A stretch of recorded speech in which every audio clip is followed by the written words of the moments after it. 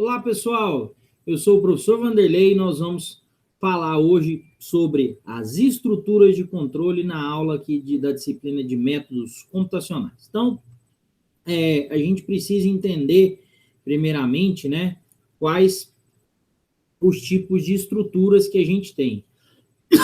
As estruturas, elas podem ser de sequenciação, seleção e repetição. A gente já falou até de algumas delas aqui de maneira informal, tá?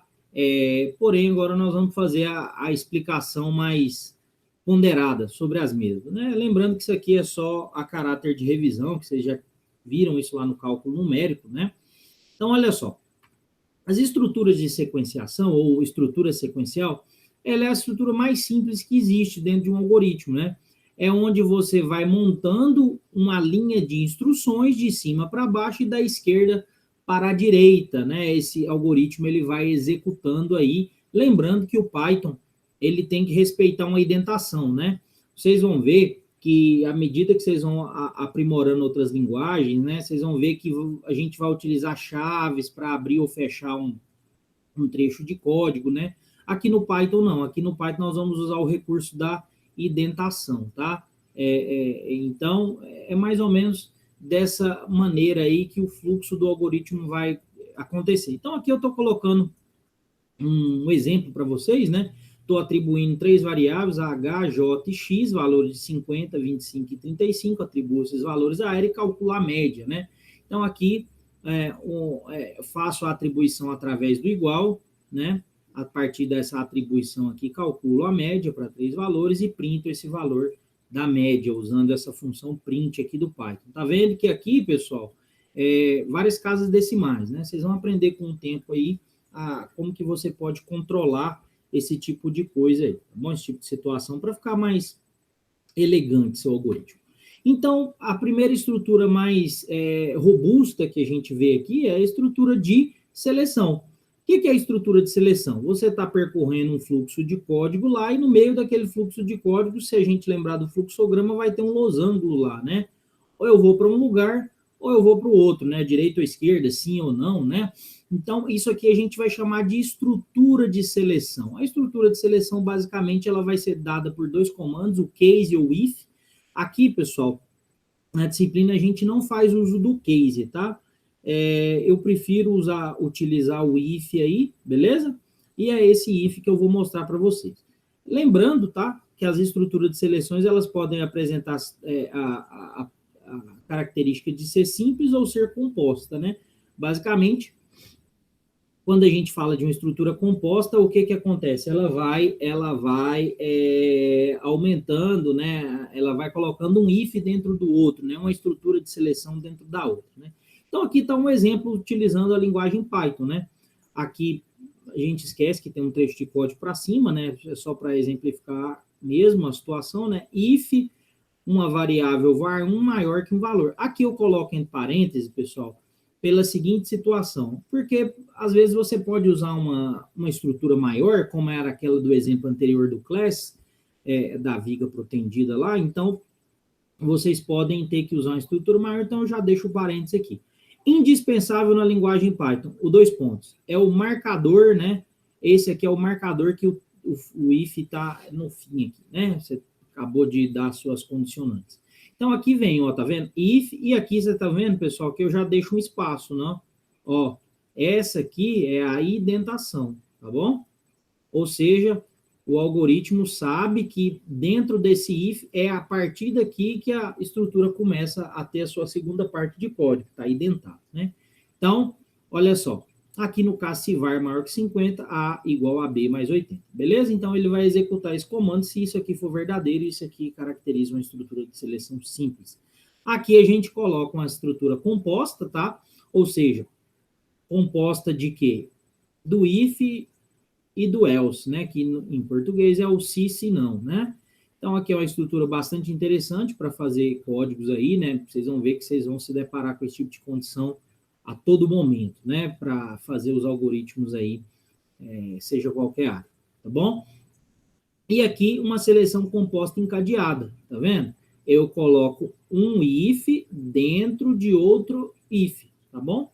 E aqui eu já usei uma estrutura mais rebuscada, né? Coloquei uma var1 e uma conjunção aqui, né? E var1 menor que 170. Então, essa var aqui, isso aqui, ó, é como se eu estivesse escrevendo assim, ó, o x, o var, não vou chamar de x, né? Que eu estou chamando de var1, né? O var1, ele é o quê? Menor que 170 e ele é maior que quem, pessoal? 50. É isso que eu estou fazendo, né? Estou verificando esse elif aqui, né? Se não se essa condição aqui é verdadeira. E aí, pessoal, toma cuidado aqui, tá? O else é a condição se não, faça isso. A condição elif é a se não se. Então, se for a condição se não se, você sempre tem que colocar aqui a sua pergunta lógica, né?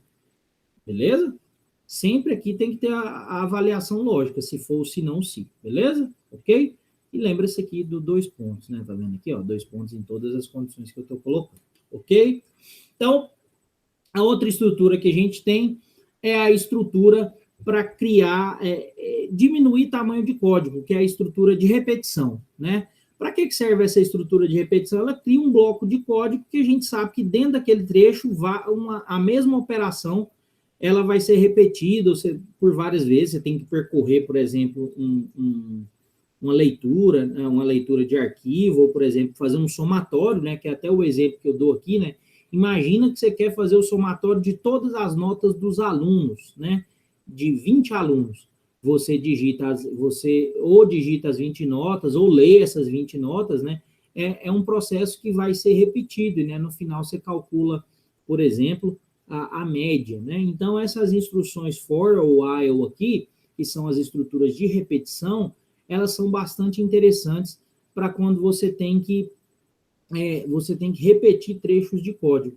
E aqui eu dou o exemplo mais simples, né? O somatório, que é uma estrutura tradicional aí de repetição. Beleza, pessoal? Então, aqui, ó, uma estrutura for, para vocês entenderem, né? Então, aqui eu tenho a igual a 0, n igual a 50, e aqui eu faço o somatório dessa variável a, né? Ou seja, a cada iteração ela soma 80. Beleza? Ela vai somar por quantas vezes? 50 vezes, porque o meu range aqui vai até 50. E lembrando, meus queridos, que Python começa em 0, tá? Então, aqui, ó, esse range aqui, ele vai de 0 até 49. Como o 0 já conta como 1, né? Vocês vão ver que isso aqui vai dar 50 valores. Então, se a gente estivesse printando esse valor de i aqui, vocês veriam que ele ficaria 0, 1, 2, até o valor de 49. É lógico que existem outras instruções tipo for, outros arranjos dessa instrução. A gente vai aprender com a medida do tempo. Eu não vou focar isso aqui com vocês, porque basicamente com uma digitação no Google aí, vocês percorrem essas instruções e vão ver esses tipos de for, né?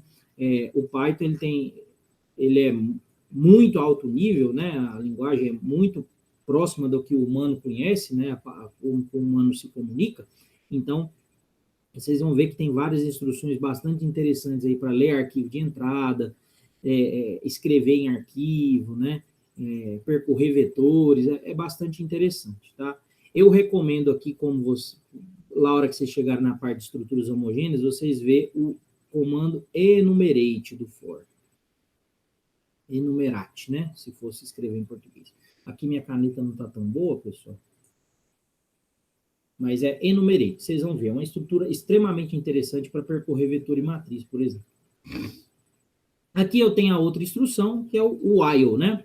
Ou seja, enquanto o erro for maior que 1, faça, né? Então, é aquela instrução while do, né? Que a gente costuma ver lá em algoritmos, né? Em cálculo numérico, né? Que é enquanto faça, né? Então, aqui eu atribuo um erro igual a 50, ou seja, se essa condição aqui não estiver verificada, né? Enquanto ela respeitar essa condição, o while continua rodando, né? Então, ou seja, ele vai fazer aqui, enquanto o erro for maior que 1, ele vai fazer, né? Então, aqui, o que eu estou fazendo aqui? Eu estou fazendo uma estrutura de divisão, né? A cada vez que passa nesse looping aqui, eu estou dividindo o erro por 4, né? Vocês podem pegar o Python e tentar fazer isso aqui no Google Colab, vocês vão ver que vai funcionar aí, né? Ele vai ficar dividindo o erro por 4, e vocês podem mandar printar o erro para vocês verem o que acontece. Então, aqui é a estrutura for e a estrutura while, tá bom? Então, aqui eu deixo para vocês alguns exemplos, beleza? Para vocês fazerem, alguns deles eu vou fazer com vocês, né? Então, se eu não me engano, eu faço isso aqui com vocês, né? Para escrever um algoritmo sequencial que determina a nota, só que já usando estruturas mais complexas para fazer isso, né?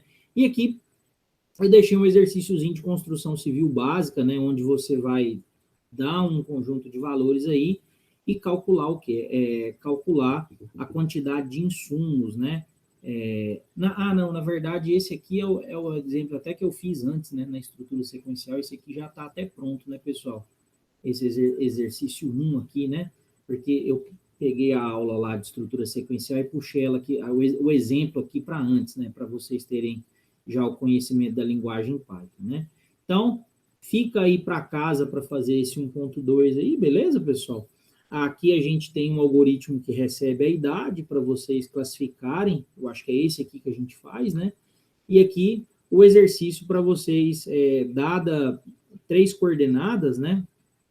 Quaisquer, vocês podem escolher, vocês têm que falar para mim se é triângulo, e se triângulo, qual que é esse tipo de triângulo e determinar a área, né? Aí vocês vão usar os conceitos de geometria analítica lá para fazer. Então, isso aqui é só para vocês treinarem, tá? E aí, pessoal, qualquer dúvida pode mencionar, né, por e-mail aí, vocês têm meu e-mail. Lembrando, tá? Lembrando que tentem fazer esses exercícios aqui, né? É um treino para que vocês possam ir desenvolvendo a habilidade aí na linguagem Python. E aqui fica um exercício final aí para vocês treinarem a estrutura for e while aí, né? E um deles eu faço com vocês. Tá bom, pessoal? Aqui são as nossas referências, ok? E eu me despeço de vocês aqui e nas próximas aulas aí a gente vai empregar alguns exemplos, tá bom? Abraço para todos.